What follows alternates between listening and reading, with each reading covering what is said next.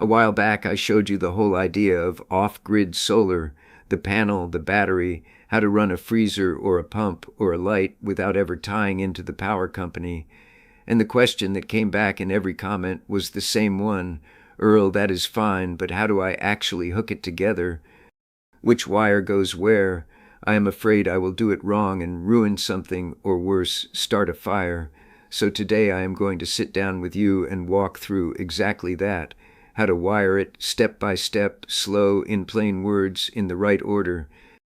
Because the order matters more than anything else, and almost nobody tells you that.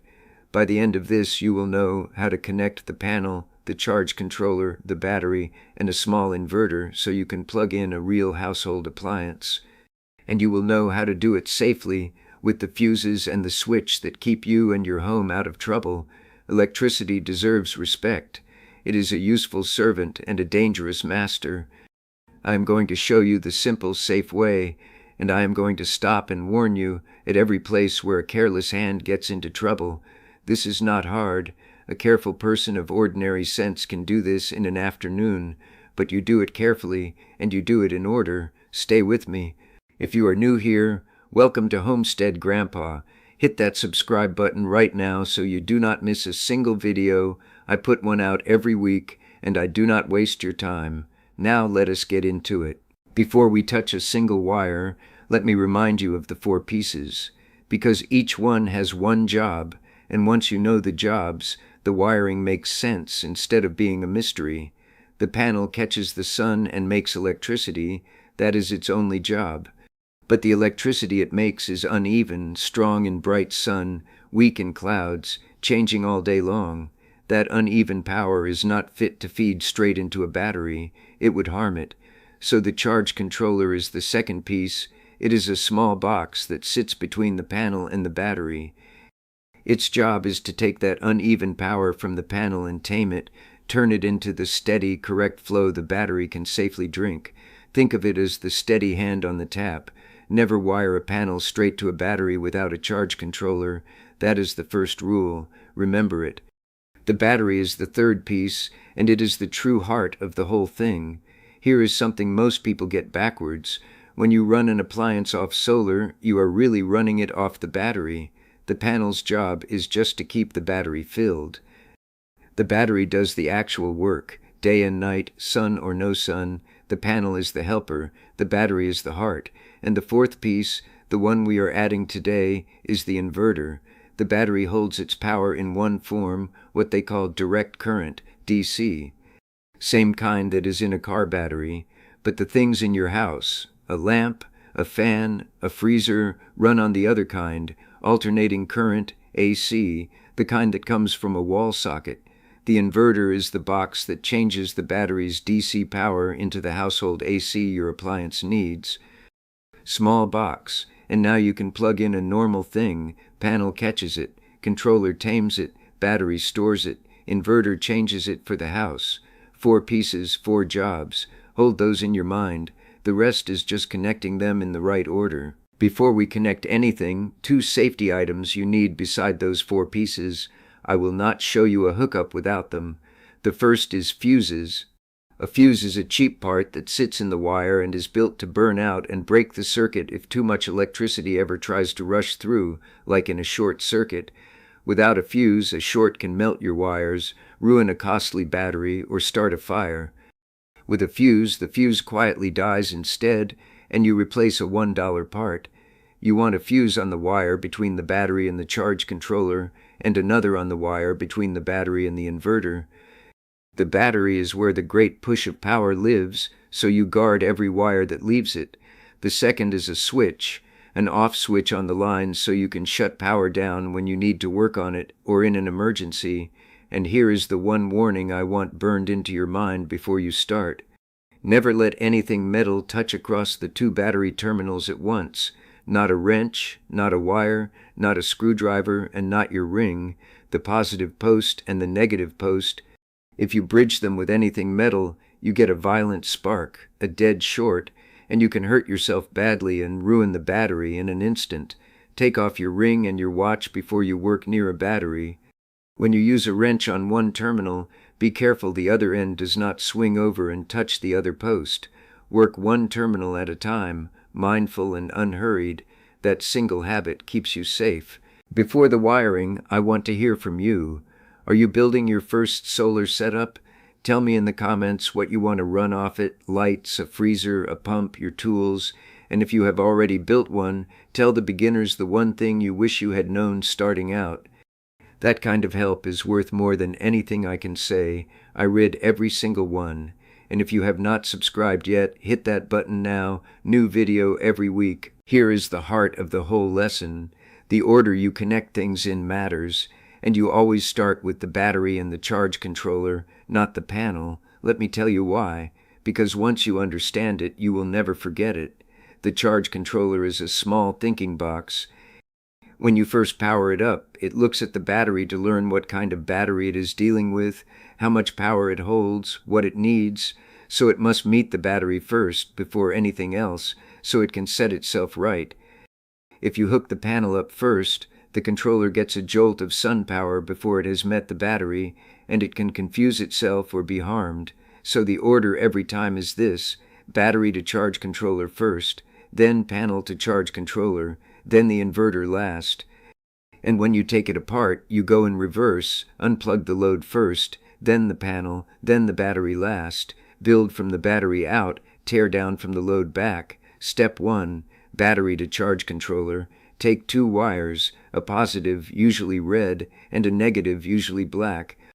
Look at your charge controller and you will see it has a little picture of a battery printed right on it, marking the battery terminals. The makers did that on purpose to help you. Connect the battery's positive to the controller's positive, and the battery's negative to the controller's negative. Positive to positive, negative to negative, like to like, every connection in this whole system.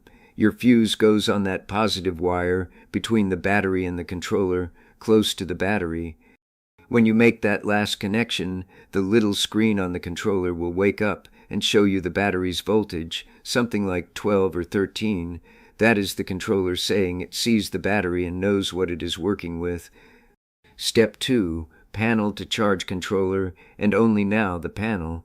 The controller will have another spot marked with a little picture of a sun or a panel.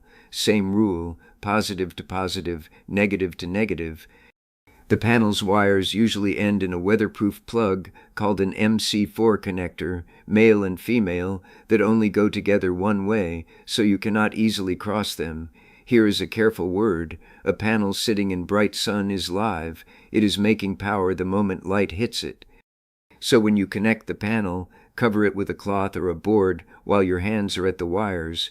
Once the panel is connected and live, you will see on the controller's screen a little arrow showing power flowing from the sun into the battery. That arrow lighting up is the whole thing working. Step 3, the inverter, and this one is different, so listen close. The inverter does not connect to the charge controller. The inverter connects straight to the battery. Here is why. When you switch on a real appliance, a freezer, anything with a motor, it gives a hard surge of power in the first instant it starts. That surge is more than the charge controller can pass through, but the battery has the muscle to give that surge easily. So the inverter draws straight from the battery, where the muscle is. Run a pair of thick wires from the battery's positive and negative straight to the inverter's positive and negative, positive to positive, negative to negative, and on that positive wire close to the battery, another fuse.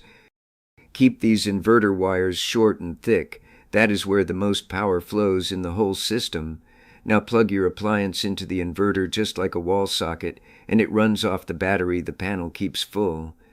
Battery to controller, panel to controller, inverter to battery, fuse on every line that leaves the battery, a switch to shut it down, and never bridge the battery posts. An afternoon's careful work. I owe you some honest words about doing this right, because a hookup that works and a hookup that is safe and lasts are not the same thing. On wire size, the wires must be thick enough for the power they carry, especially the battery to inverter wires, which carry the most. A wire too thin for its load gets hot, and hot wires are how fires start. The instructions with your parts will tell you the right thickness for your length and load. Do not guess thin to save a few dollars. This is one place to be generous. on matching parts. Look on the back of your panel for the plate of numbers, its voltage, and its amperage. Make sure those do not exceed what your charge controller is built to handle, and make sure your controller does not push more into the battery than the battery is rated to take. For a small starter system, this usually takes care of itself, but for anything larger, you check the numbers. They are printed right on each part. On inverter size, a small inverter runs lights, a fan, charging tools.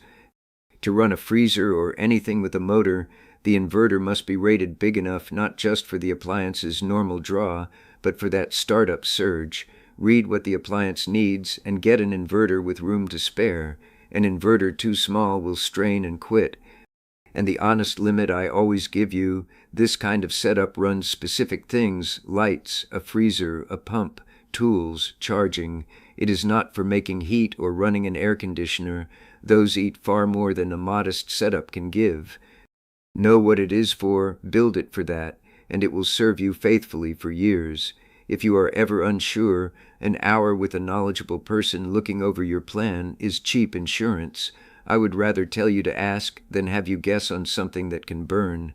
I want to take a moment because this is the part that matters, and it is bigger than wires. There is a reason they make this sound complicated. The words pile up: charge controller, inverter, voltage, amperage, alternating current, until a plain person feels it is beyond him, and he had better hire it all out or just stay on the grid where someone else handles it. But you have just seen the truth. It is 4 boxes and a handful of wires connected like to like in a simple order. A careful person can understand the whole of it in an afternoon. That confusion is not an accident. There is no money in telling a man he can do a thing himself. There is money in the monthly bill, money in the costly installation, money in keeping you feeling that power is a mystery only the experts may handle. The moment you understand these 4 boxes, you stop being a customer who must pay whatever is asked and become someone who can build and fix their own light. That is a kind of freedom, and freedom has never been good for someone's monthly billing. I have farmed this Ozark Hill farm for 50 years, and I have always believed a man should understand the tools that keep him alive, be able to build them, fix them, and not be helpless when they fail. A man who knows how his own power is made and wired is not at anyone's mercy when the storm comes and the grid goes dark. He walks out, checks his battery, and goes on with his evening by his own light. Here is what I want you to do. Start with the small, safe version, just the 3 core pieces first: battery, controller, panel, and get that working and charging before you ever add the inverter. Hook the battery to the controller, watch the screen wake up, add the panel, watch the arrows show the sun flowing in, live with that a while, understand it. Then when that makes sense to you, add the inverter straight to the battery with its fuse and thick wires and plug in your first real thing. 1 box at a time, exactly as you would learn any skill. The man who tries to understand all of it at once gets flooded and gives up. The man who learns 1 connection at a time has it for life. Get your fuses, get a switch, mind the battery posts, use thick enough wire, and go slow. Tell me in the comments, are you building your first solar setup, and what is the first thing you want to run off it? Lights, a freezer, a pump, your tools, and if you have already built one, tell the beginners the one thing you wish you had known starting out. I read every single one, and the help you give each other in those comments is the best part of this whole thing.